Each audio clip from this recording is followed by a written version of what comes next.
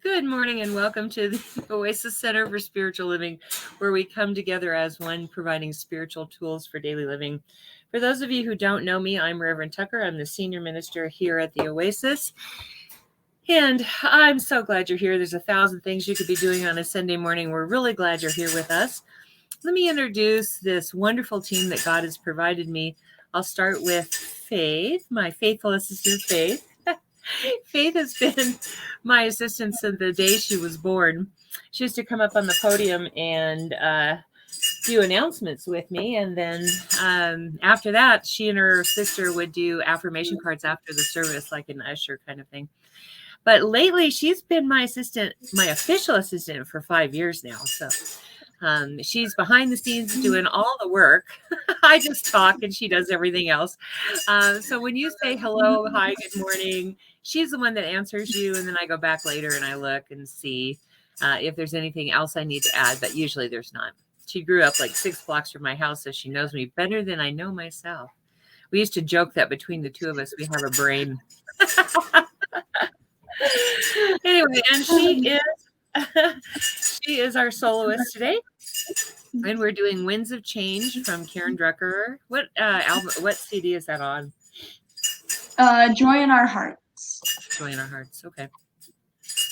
Thank you for being here, darling. Love Thank you. Okay, and then there is my partner in crime who's joining us from the beach in Florida. I'm back. I take it that beach did not get hit, right? Yeah. Got back. Yeah, and I heard the voice of my beach buddy Billy. He's out there in the water floating. Oh, he's in the water. Okay, well, tell him I mentioned him and said hi. Okay. I miss him so much. I miss the beach so much. Anyway, Oz is our licensed practitioner that is on duty today, and that means that he's going to be praying us in and hopefully praying us out. Depends on what happens at the beach. Well, I'm worried about my battery because I'm down to 40% and it's draining about 1% a minute. So. Oh my goodness, yeah. So he may not be joining us afterwards. Well. Yeah. If he's available, he's going to be available for our 1 minute miracle, maybe at the end of the service, and I'll talk more about that in a little bit. But Oz has been with me, since 25 years. Yeah, 1998, I think. Yeah. So a long time. He was my first baby practitioner, and which means he took all of his classwork with me. And he was my board president for many, many years till he moved away to Florida. And now that we have this technology, we have him back. I'm so happy. So welcome, Oz. All right. I'll get to your training really quickly here in a minute. All right. So, the topic today is Turn and Face the Change in honor of the changing of the seasons. And like I said, say hi, hello, good morning if you're here. We like to know who's here. When we're in a facility, I can look out and see who's here. And I can't do that now with this software, unfortunately. So I really appreciate it when you let me know that you're here. Even if you're coming back later and viewing this later, just drop a line, say you were here. There's a watch party button that is a great way for you to invite your friends to see what kind of talks they can expect to receive on Sunday. And you can talk amongst yourselves so you don't bother anybody. So good morning, Joy. So anyway, I'd like to invite you to close your eyes if that feels comfortable. Allow the service to uplift and inspire you as we move into our centering song.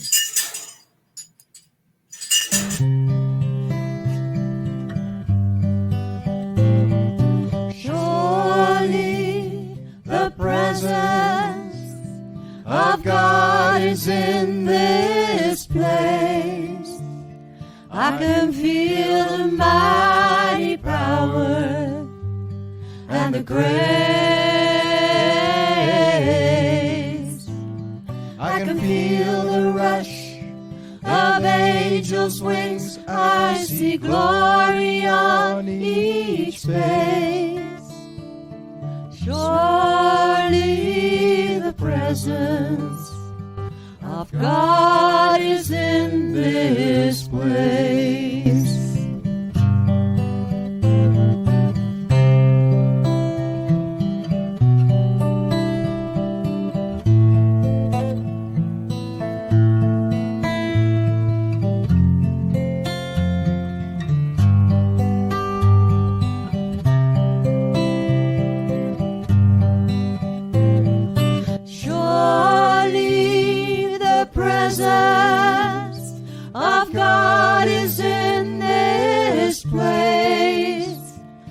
can feel the mighty power and the grace. I can feel the rush of angels' wings. I see glory on each face. Surely the presence of God is in this place. Presence of God right here, right now. For God is in everything as everything, eternal and omnipresent. It is all one thing existing within this greater being we know as God. I know that presence is right here with me on the beach and right there with you in your living room. For God is always present in us as us. And I know that blessings unfold as we allow, and the perfect life unfolds as we speak. I give thanks for this blessing, and I allow it to be so, and so it is. And so it is. Thank you, Oz. This is perfect proof that prayer can be done anywhere, at any time, in any all right? Well, hopefully you can tune back in. Of course, I'm closer to God being on the beach. Of course you are, yes. I feel that way too. All right. Well, hopefully you can join us at the end. Just tune out and then tune back in, maybe. Okay. All right. If See you not, at the other end. Love you. love you too. Oh my goodness. This next song is such a reminder of what we teach, and that is that we are all one. This is a Reverend Fairy Elaine Silver song that she did when she was in her practitioner training. And it's a really good reminder, like I said, of what we teach. So here you go. We are all connected.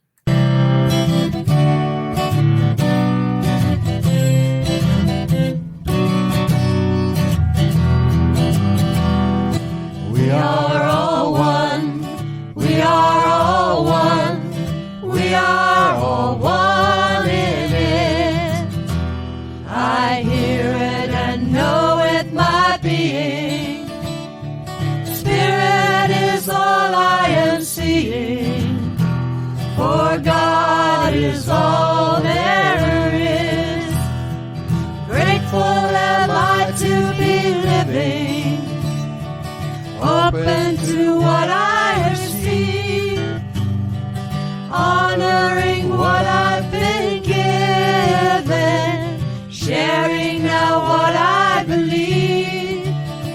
I remember the oneness around me. I surrender to infinite light, knowing the love that's surrounding me is within me by day and night. And we are all one. We are all one. We are all one in it. Yes, we are all one. We are all one. We are all one in it.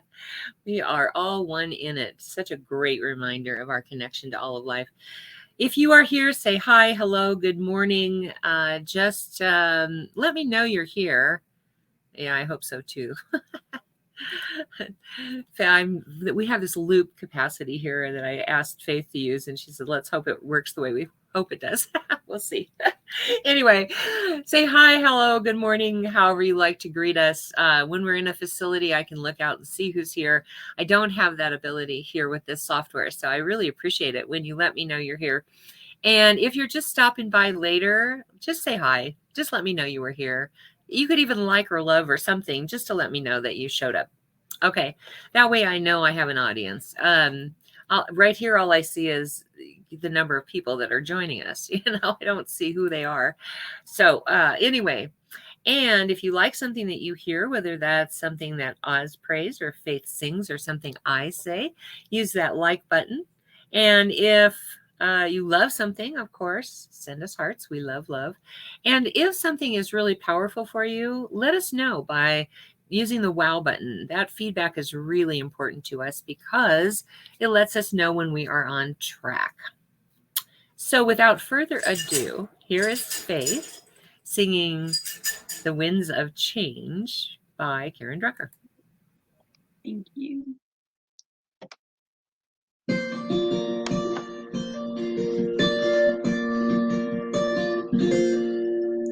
Take me with you, I'm ready to go.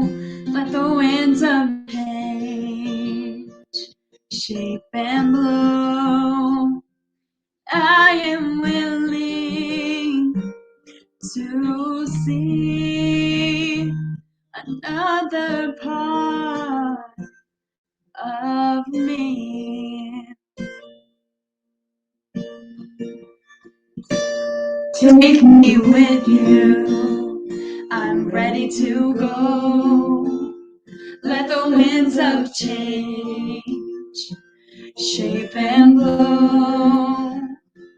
I am willing to see another part of me.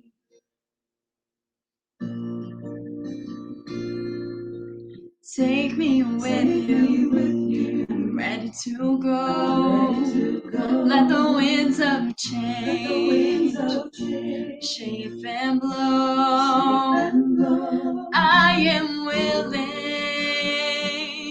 to start a brand new chapter of my heart.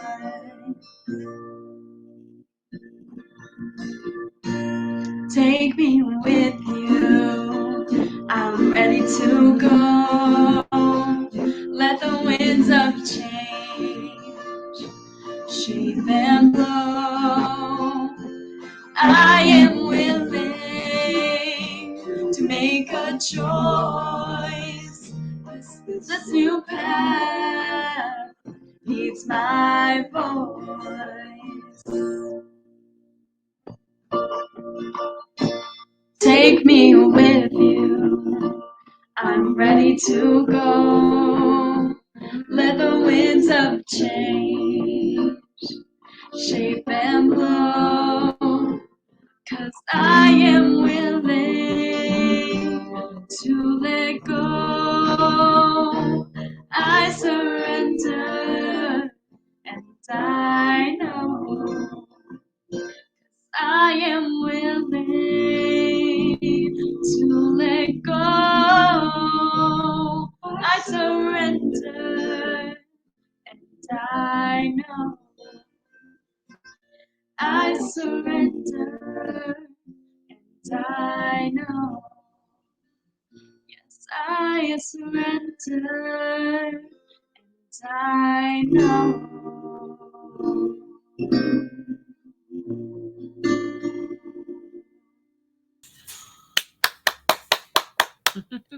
Thank you, Faith. I really like that song quite a bit, actually. In my hurry to make sure that Oz was able to keep joining us for long enough, I forgot to introduce our adjunct music team. Which consists of Tina, who shows up from time to time on camera.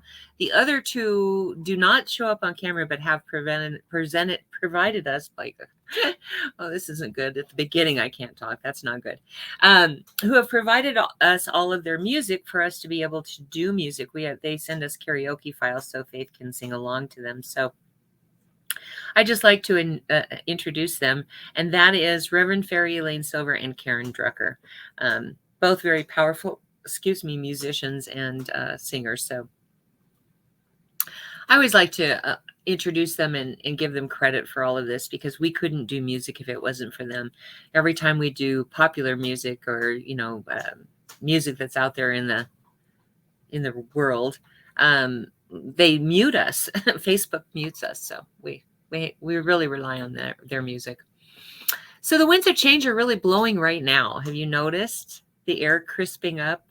It's really funny. Usually this time of year, I do this kind of sermon because I know how resistant I am to the changing of seasons normally. This year, not so much. Because I haven't had an air conditioner all summer. Notice my hair's down. Woohoo! I can actually wear my hair down. But because I haven't had an air conditioner all summer, I've been really miserable. And so I'm really happy with the fall. Not looking forward to the winter. I always have that resistance to change, and what we resist persists, of course. And so I always like to talk a little bit about that resistance, because I do know that the path forward in any situation is to accept and grow with it.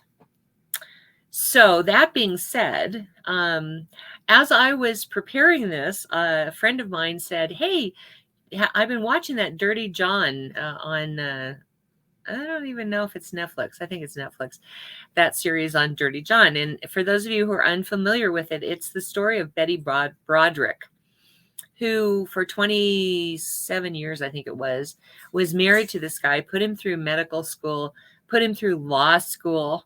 And, they had 3 kids together, I believe. And, she really was looking forward to having money and being able to do what she wanted to do and celebrate the win with her husband. And the typical story goes, he found someone at the office that he was attracted to and left her for this secretary. So anyway, the reason I'm talking about this is because my friend said, it's a perfect example of what do they call that? Shoot, I had it in my head right before I said that. Not ghosting, but when narcissists, talk to you and they talk you into thinking you're crazy. Anyway, and so I was watching it and I was thinking, yeah, it is a really true example of that. But what struck me more than anything else was her inability to move on. And she ended up killing him and his new wife. And so the first season was all about, all of her tantrums that she was throwing. She drove her car into his house, stuff like that. And she would go into his house when they weren't there and shred things and break things and just throw her little tantrums. And so the first season was all about her tantrums. And at the very end of the first season, she shot him, but you don't know what happened after that. And so season 2 took that all the way from the beginning of their relationship, how they met, the trials and tribulations they went through, and then showed her tantrums, and then showed that she, in fact, had killed both of them and she was on trial. Now, here's the thing. Okay, I get it. I've felt betrayed before. I get that. I get that feeling. But I also know that we act against our own self-interest at times. And she definitely was. She would have these tantrums and she would cuss at him over the phone, and he started docking. He was giving her a very generous settlement, I thought, $9,000 a month. Most people would love to have $9,000 a month. Of course, for her, it didn't feel like enough. And I can understand that. He was worth millions. But the thing is that he would start docking her the money that he would give her for every time she had a tantrum. And then finally the court said he couldn't do that to her anymore, but she ended up owing him money because of it. And he was very strategic about how he planned everything from the date of his separation to whatever. And she ended up owing him money because of it. And so I get it. I get the anger. I get the feelings of betrayal. And I get the emotion that she was feeling and how helpless she felt. But here's the thing. She participated in it a lot. For instance, he was off having a rendezvous with this new girl, and he wasn't spending time with his kids. And instead of her waiting till they got home from somewhere and delivering the kids to him, she set them outside of his door until he got home. And because of that, she lost custody of the kids, because it looked like she was neglectful mother. So she did that to herself. She was acting against her own self-interest. The other way she was acting against her own self-interest was they even got this on tape. One of her sons was begging her, please don't call her anymore. Just leave him alone. We want to come live with you, but we won't be able to until you stop this behavior. All of her friends told her to just stop, just stop. And her ex-husband, of course, said, just stop and I won't dock your money anymore. But she couldn't stop because she couldn't move on. She couldn't turn and face the change that had happened to her. Instead, she made it all about him. And by making it all about him and not accepting any responsibility and not wanting to move forward, not wanting to have a better life, she created this whole scenario where when it all went to court, right before she killed him, she was awarded $16,000 a month. Now, I don't know about you, but I could live really well on $16,000 a month. I don't know. I think that would have been a fair settlement, that it would have been enough for her to walk away. But instead, the court granted sole custody of the kids, and he would do stupid things like she was supposed to get them on Easter, and he said he changed his mind and that kind of thing. And so I know she was feeling like she was powerless and had no control. But if you want to actually have a happy life, you have to turn and face the change and say, okay, my life has now changed. What can I do to improve it? How can I move on so that I'm happy, regardless of what's going on with him? But instead, she was vengeful. And so I think about that in our everyday life. Like, what changes have happened to us? What changes, sometimes we initiate change. And even then there's some grief around it because life is changing, even though we initiated the change. And then there's the change that looks like it's from the outside. But it's because our consciousness is in a bad place. Like that subjective mind I talk about all the time. If you, in your subjective mind, you think you don't deserve to have a happy life, then you're going to keep getting served situations where you're not happy. I'm not blaming her. Please understand. I'm not blaming us for having less than great circumstances, but I do know that the subjective mind plays a big part in all of that. And so that change that appears to be from the outside is really not from the outside. It looks like it is. And some of it is, but it's because we initiated it from our subjective mind.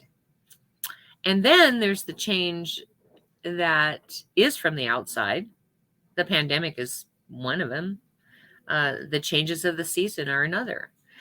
There's not much we can do to initiate that kind of change. It just happens. And because it just happens, we can choose to be stuck in it and lament over it like she did, or throw tantrums like she did. But that's only going to get us to what you resist persists, right? The change is going to be unhappy as long as you're fighting it, as long as you're struggling against it. And so a long time ago, Lynn and I studied the Red Path with a Native American holy man for 12 years. And one of the things that we were taught was to make wind our ally, embracing it and welcoming it and letting it blow through us instead of steeling ourselves against it. And that's pretty much what we do. Look at it like anytime you've gotten a massage. If you notice when it's painful, I just got a massage when I was out of town, and it was on my IT band, which is really, really a very painful place. And I breathed through it, and I tried to instead of struggling against it, instead of bracing myself against it, I tried to let it just go through me. I tried to allow it to happen, because what I knew was it was worth every bit of the torture. Because at the end, then I would feel good. My legs would feel better. My back would feel better. My neck would feel better. I knew that. And so I just kept breathing really deeply and trying to allow it. And I liken that to the whole thing that I learned about the wind being my ally and allowing it to blow through me and stop, you notice what you do, right? You brace yourself when it's windy, right? Oh gosh, I don't like this wind. And instead, if you open your shoulders up and your heart up and you just allow it to blow through you, then it doesn't bother you as much. I'm here to tell you, I was always that way. I always braced myself against the wind, but I made it my ally. And so we want to not stress and strain against things. We want to open to them. And if we don't struggle against the winds of change, if we can just allow it to move through us, to embrace us, to turn and face it, we'll be a lot happier. If not, we're going to suffer. Ram Dass says pain is inevitable, but suffering is optional, meaning that you can feel the pain and not resist it. And because when we resist change, we suffer. So we can choose to allow that pain to be there and breathe through it, or we can suffer. We can resist it and suffer. And our world is all about change right now. Coronavirus is a perfect example. It has changed our reality. Our reality is forever changed. There are businesses and restaurants that have left and will never come back. There are protocols in place, a lot of places, including my office, where a mask is necessary. My husband had a lung transplant, and just recently he started rejecting the lung, and so they gave him rabbit T cells, and they gave him 3 doses of the rabbit T cells. And when they gave him the rabbit T cells, it killed his T cells. So, AIDS patients have low T cell counts. He has 0. And what happens is then you begin to develop new T cells.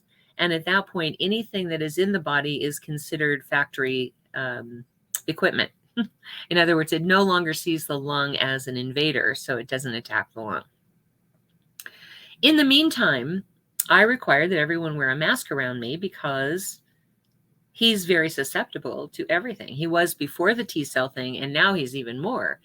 And so our life has changed forever, because that's not going to go away. I'm never going to be able to be without a mask. And I've noticed how people resist it. Even Lynn, even my husband, he resists it. He says it's hard to breathe, and I get it.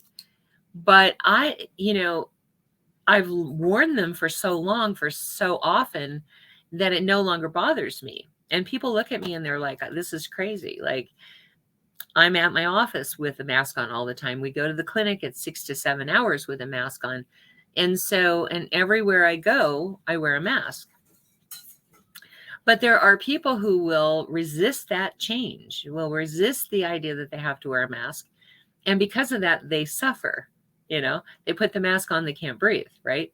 And so I know that because the coronavirus has changed everyone's reality, and more particularly the reality in my house, I know that I have the choice of resisting it and suffering, or flowing with it. And I choose to flow with it. I choose to allow it, because I can either struggle against it or I can embrace it. Embracing it is a lot less activity, by the way. I don't know if you've ever noticed when you're resisting something, how much energy it takes to resist it. And you just get tired eventually. I use meditation and prayer to put myself in a peaceful state when I'm feeling that need to resist something, whether that's the change of seasons or I got my first flu shot in 20 years. I got very sick the first time I got a flu shot. And so for 20 years, I have absolutely refused to get a flu shot. Well, because of Lynn's transplant, it was done. It's a study that was done by UC Med, the Anschutz campus. And so when they tell us we have to do something, we don't have a choice. We just have to flow with it. So they told me that in no uncertain terms, I needed to get a flu shot, because if I get the flu, Lynn will die. So I went down and I got the high dose flu shot the other day. And what's funny is I didn't get sick this time. Now, last time I got the flu shot 20 years ago, I was ready to get sick. I believed I would get sick, and I did get sick. And this time around, I was like, well, I need to do this regardless of what may or may not happen afterwards. I have to do this. So I went down, I got it, and I really have had no side effects from it, which I'm really thankful for. But I also keep in mind, sooner or later, this too shall pass. It always does. So, and I'm not talking about the coronavirus because it's never going to be gone. I don't think it'll ever go away. And my need to wear a mask will never go away as long as Lynn is alive. I know that. What I'm saying when I say sooner or later this too shall pass, it always does, is that feeling that I need to fight or struggle or resist. This too shall pass. If I just breathe through it and allow it to be there. Just like the massage I got. I knew that in allowing it to be and being willing to endure whatever it was, the pain in this case, that I would feel better afterwards. And I know with all of these changes with coronavirus, I know my life will be better for it. So it's okay that it happened. Do I like it? No. And I don't think everybody has to, jump up and down and say, yay, this happened. I think what we need to do is we need to allow the winds of change to move through us and make it our ally. And whatever that change is, I mean, everybody has things in their life that change that they don't really want to have happen. And all we can do is resist it and struggle and suffer, or we can allow it to be, because you can't change it, right? I like the serenity prayer for this very reason. God grant us the serenity to accept the things that we cannot change, the courage to change the things that we can, and the wisdom to know the difference. There are some things we cannot change, like we cannot will away the coronavirus. We cannot will away political changes around the world. We cannot will away the violence that's happening everywhere. We can't will any of that away. I'm not saying give in to the virus. I'm saying practice serenity with it. Accept that it's there. Now, there are some things we can change, our feelings, our beliefs, our perceptions, but it takes courage to do so. And everything that I do is about that. Everything that I talk about is about that, is about changing the limiting beliefs, the thought patterns that keep us from our greater good. The subjective mind is like a computer. Maybe I should put that up. I usually put that up when I'm talking about this stuff, so maybe I'll do that. This is our teaching symbol. So those of you who might be joining that have never been here before, this is our teaching symbol for our philosophy. Excuse me. And the circle represents the unity of all life and the fact that there is no beginning and no end. It's all cyclical. And so when we're talking about God in particular, there's no beginning, there's no end. But also when we're talking about who we are as human doings, spiritual beings having a human experience, it works the exact same way. And we are all connected by it, through it, as it. And that unbroken circle reminds us that there is no place where one of us leaves off and the other begins. Because the force of God, the intelligence of God, flows through us like we are watermarks on a page. It doesn't impede the flow. It just gives outline to it. And that's who we are. So that's what the circle represents. And then even though you can't really divide God into parts, for teaching purposes, we have divided God into parts. And so the top section is the conscious mind, and that is God thinking us into being. And the middle part is the subjective material, or God's matter, if you will, that we were created out of. And then the bottom part represents us, because everything that God has created from itself is in this physical realm, which is the bottom part. And if you notice the V, it goes through the conscious mind, through the subjective mind, into physical form, and returns back to the nothingness from which it came. And that's the process of creation. So on the individual side of this, that top part is our thoughts, our conscious thoughts. When I say I want to be wealthy, that is the reality that I wish to experience. That's a conscious thought. And it moves through that subjective mind. Now, the subjective mind is the place where it's like a computer hard drive. It stores everything that's ever happened to us, every experience we've ever had, and our reactions to it. And all of our beliefs live there. So if I had something happen to me when I was younger about money, then when I say I want to be wealthy, the subjective mind goes, oh, no, you don't deserve to be wealthy. That's not going to happen, right? And so the V never makes it down into the physical reality. It stops at the subjective mind and returns back to the nothingness from which it came.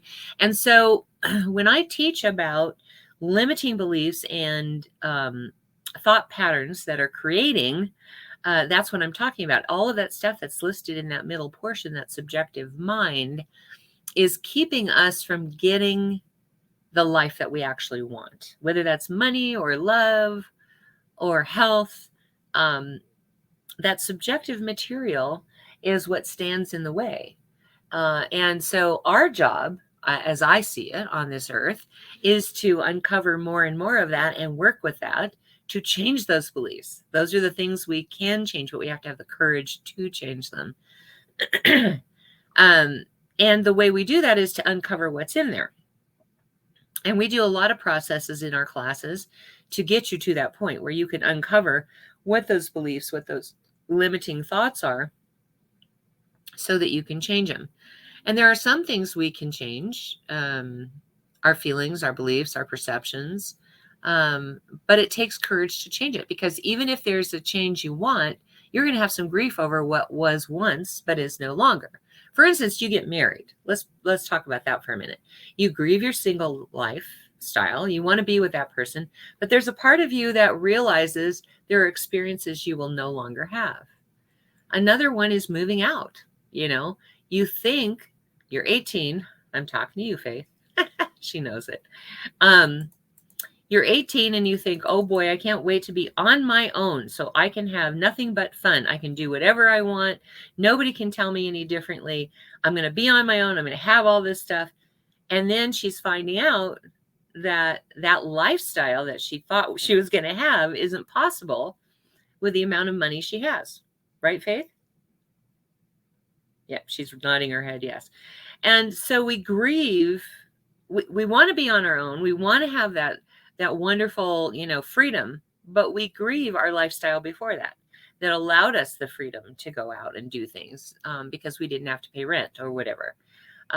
Think about what happened with the settlers who moved from Oklahoma to California, how different that felt and looked, and how much they missed their way of life in Oklahoma, even if being in California was a good change that they welcomed. You see? And so true adulting is not pleasant, but there are things we have to give up. And because of that, we start to grieve the life we had with our family. So the wisdom to know what you can change and what you can't change is really important as well. Because we get caught up in this idea that there are things that can't be changed, but we want to change them. And we think if we will it hard enough, we can change them. And that actually doesn't work. So once you have the serenity, the courage, and the wisdom, then you can launch off to change itself.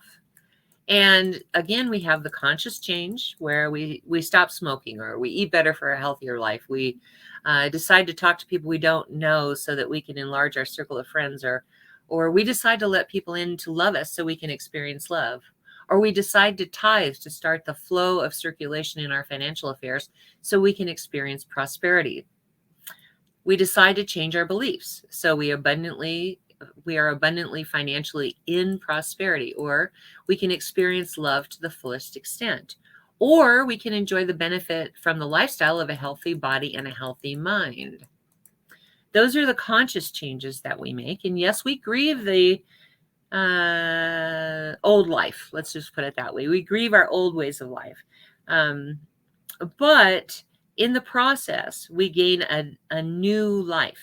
And as long as we stay in the grief of that old life and we don't move forward, which is what Betty Broderick was suffering from, you see, she was really resisting that change. And as long as she was doing that, she was having these tantrums and she was acting against her own self-interest. And we do that. We stay stuck in that grief and we won't move on. And because we won't move on, we suffer and life doesn't get any better. So recognizing that we asked for the change and that we recognize the grief. We say, okay, I'm feeling the grief, and we allow ourselves to grieve, but we don't stay stuck in it for 10 years. You see what I'm saying? Like, if you choose to move on, your life changes for the better for all the changes you wanted in the very beginning.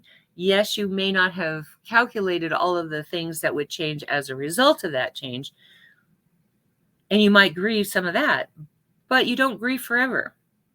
You want to move on so that you can have the benefits of the life that you dreamed of, you see. Then there's subjective or subconscious change that appears to come from the outside, hence that religious science symbol.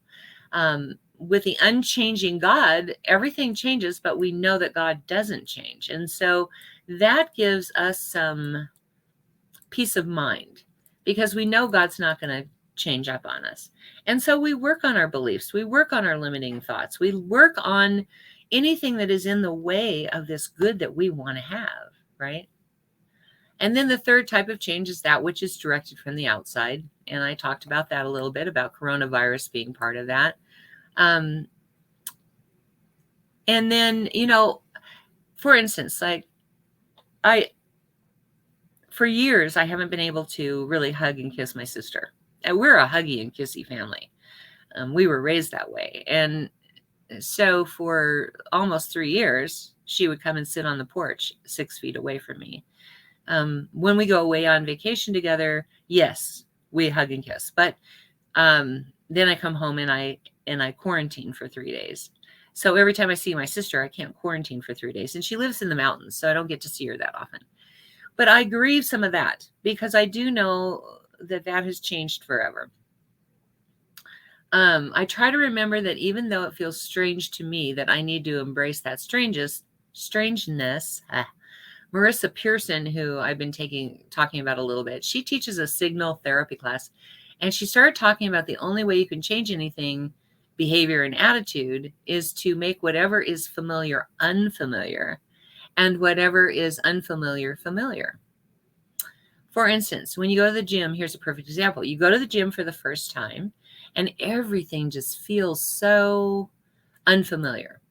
But if you go every day or every other day and you do it for 21 days, which is what it takes to establish a habit, if you do it, it becomes familiar. If you start to eat better, you're eating more healthy foods, what happens is your body begins to feel better.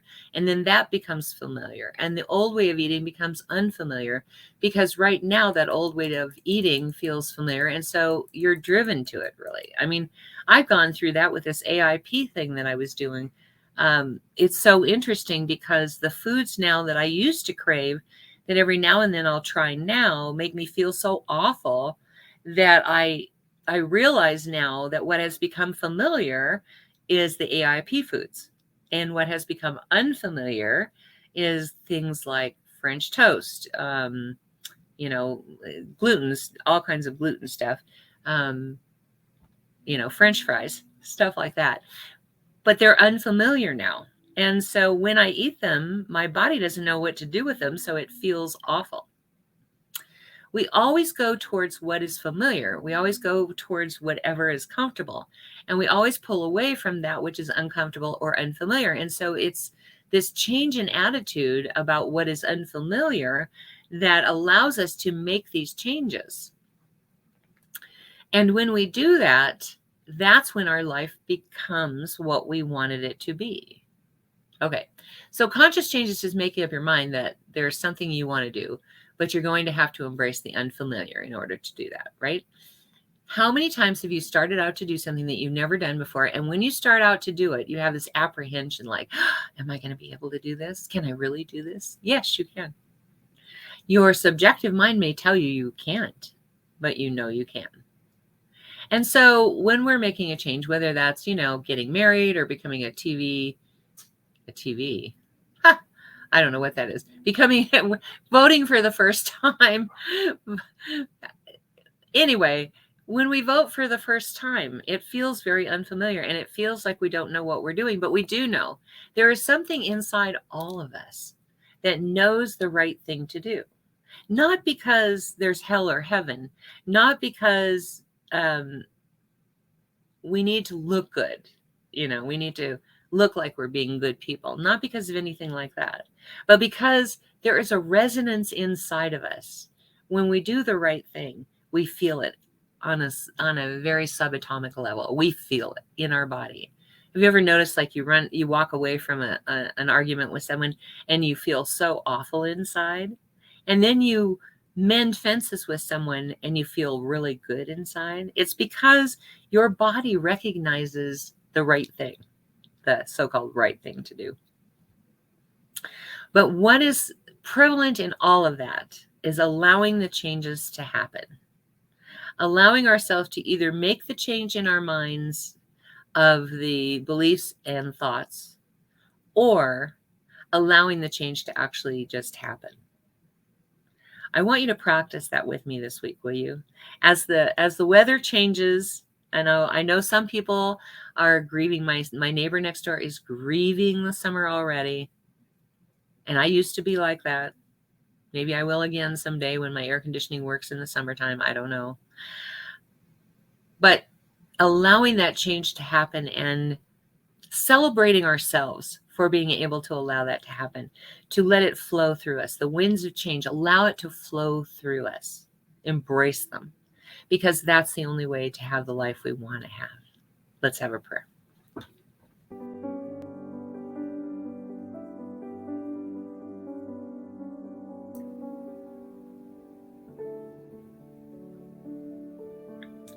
So right now, I just focus my attention on the goodness of God, on the unchanging reality of God, on the beingness of God. One power, one presence, one life, one love. God is all there ever has been, all there ever will be, and all there is right here, right now. Only God. And so that is where I find myself, in the midst of God, my very essence, my very life, my very being. It is who and what I am. And every thought, every action, every deed is guided and led by that ancient wisdom of the ages. That is God flowing through me. I know the same truth to be so for this wonderful team that God has provided me. For Faith and for Oz and for Lynn and for Tina and for Karen and for Elaine. For we are all one, in it, as it, through it. It is the reality that we live. And every thought, every action, every deed we have is guided and led by that ancient wisdom of the ages that flows through us so perfectly. So I know that same truth to be so for everyone who is watching this, whether that be in real time or later on. Because I do know there is no beginning, no end. There's no place where one leaves off and the other begins. We are all connected by it, through it, as it. Takio Yasin, we are all one, all my brethren. We are connected. And so I bless this week as we practice this allowing the winds of change to blow through us, as we make the winds of change our ally this week in our practice, as we embrace the changes in our lives as something positive and not negative, as we release our need to struggle and strain against and resist anything. We just allow life to happen. And we feel that freedom, that peace, and that healthy feeling that comes as a result of that allowing. So I bless us this week with that feeling, with that knowingness. with that experience. As I do every name that is in the ministry of prayer today, because I do know that whatever challenge they are experiencing, God is the answer. God is the power within that has way more power than any condition they are experiencing. So I pull back the veil and I reveal that truth here and now. I claim it in their name as good and very good. I call it forth as the healing it is. And so I give thanks that this is so. My heart just fills with gratitude for this knowledge and wisdom, and to be in service this way. My cup runneth over with gratitude, and I just let it be. And so it is. Amen. So did it work the way we thought it would work, or did we know? Well, we didn't go long enough for it to loop, so we're gonna have to try this later. Okay. I'm just going to have to be more long-winded in my prayers. That's all. All right. Thank you. All right. Now is our opportunity to receive your gifts, tithes, and offerings, and your opportunity to express your gratitude for that which you have already received and that which you have manifested but has not yet showed up in physical form.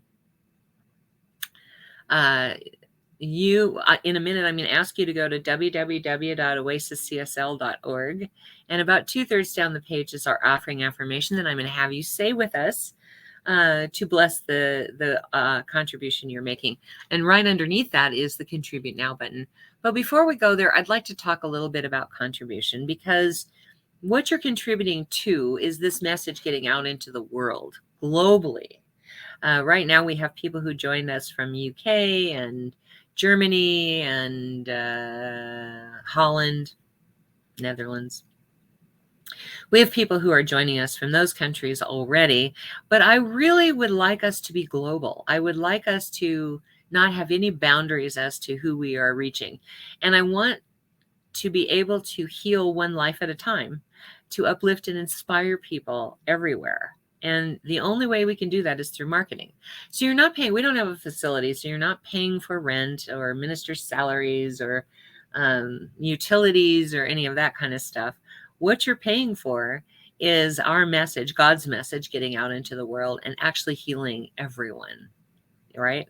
What a great vision, to heal everyone one person at a time, right? That's my vision. Anyway, our vision, I should say. All right. Now, whether you're joining us in real time or later on, please go to www.oasiscsl.org and say this offering affirmation with us. It's about 2/3 down the page. This perfect gift is spirit and form, circulating and blessing all it touches. Freely I give and joyously I receive, and so it is. Hit that Contribute Now button and make a difference. Personally make a difference. All right. Let's see. We have this wonderful ministry of prayer of licensed practitioners from coast to coast. I love this team that we have. We call them our God Squad. And I love being able to say that they're coast to coast, because we have people in Minnesota, in California, in Florida. It's wonderful. I just love it, as well as here in Colorado.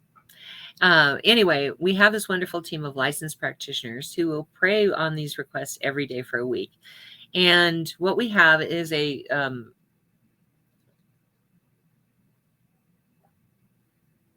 private facing group page on Facebook where we put those prayers, those prayer requests. And the God Squad goes in there and retrieves those requests. So if you would like prayer for something, please put it in the comments section. If you don't want it to be public, that's fine. You can let Faith or I know by a direct message, and we will add your prayer request to that private facing group page. And if you would like to be part of the God Squad and you're not a licensed practitioner, but you are willing to do affirmative prayer, meaning no beseeching, no asking, and you are willing to do that every day for a week and keep those confidential, not even your spouse, your partner, anybody, then say yes in the comment section, and Faith will add you as a God Squad member to that page. And if you would like information before anybody else gets it, and you want to be part of our online community, type more in the comment section, and Faith will add you to our public facing group page on Facebook. Also know that I'm pretty sure Oz will not be available today for the 1 minute miracle. So reach out to me and I will do that for you. I'm available to pray on those requests. It's not a counseling session. You just tell me what condition you're experiencing and I will stop, drop, and pray with you right there. And you can reach out to me through video chat to do that. It's not even looking like he's going to be here to pray us out either.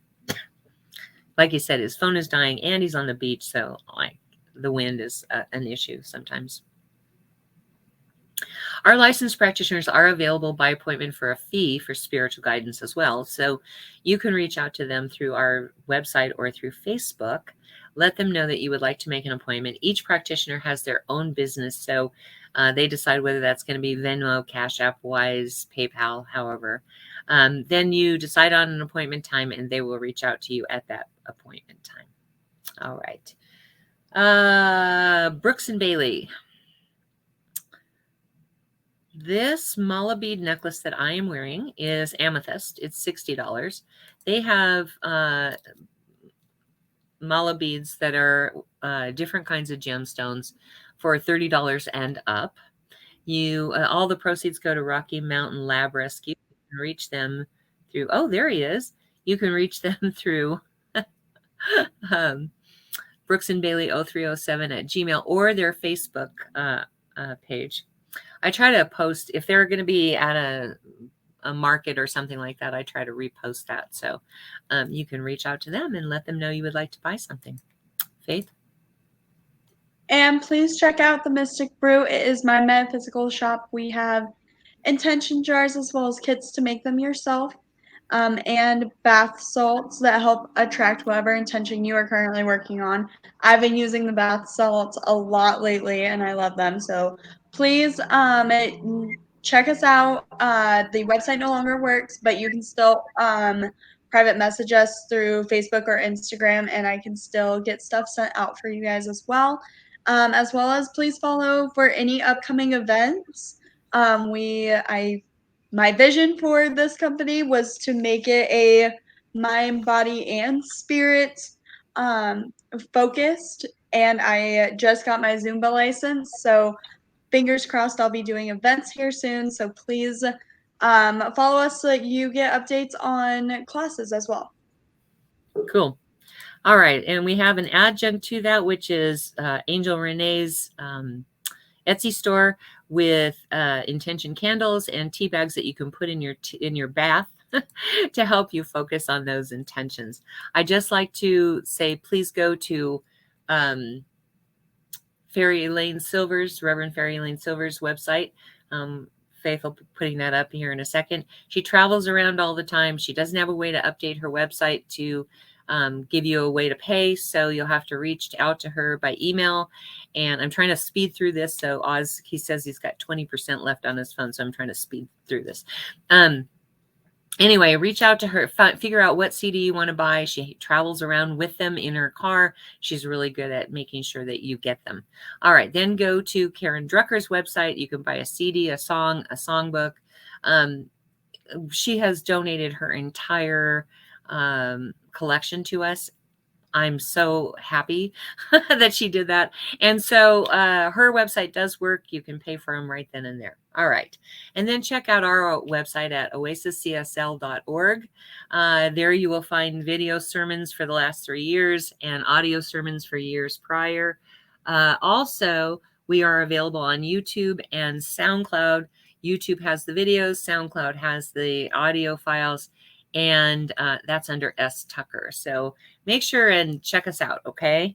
All right, this is our closing song, and hopefully Oz's battery will make it through this closing song.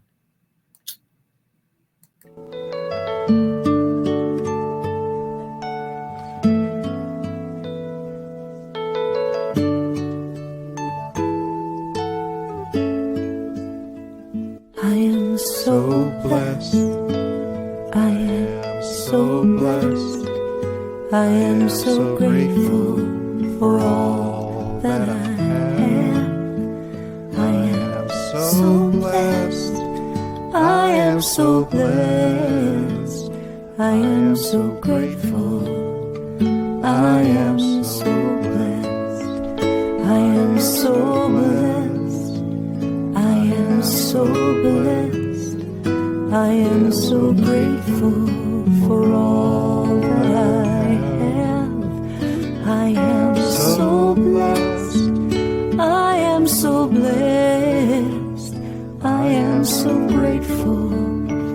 I am so blessed. I am so blessed. I am so blessed. I am so grateful for all that I have. I am so blessed. I am so blessed. I am so grateful. I am so blessed. I am so blessed. I am so blessed. I am so grateful for all that I have. I am so blessed. I am so blessed. I am so grateful. I am so blessed. I am so blessed. I am so blessed. I am so grateful for all that I have. I am so blessed. I am so blessed. I am so grateful. I am so blessed. And I know the blessings of God are with us right here, right now. And those blessings are ours to share and enjoy. And I concentrate on the blessings of God in my life here, now, and always. And I know this is true for each of you. The blessings of God are who we are. And I give thanks that this is so, and I let it be. And so it is. And so it is. Thank you for hanging with us. I don't know what your phone's doing, but thank you. Get down. As always, I'm so blessed to have all of you with us. So goodbye. Join us next week at 10:30 a.m. Mountain Time. We love you. Wear a mask. Stay safe. We'll see you next week. Bye. Yes.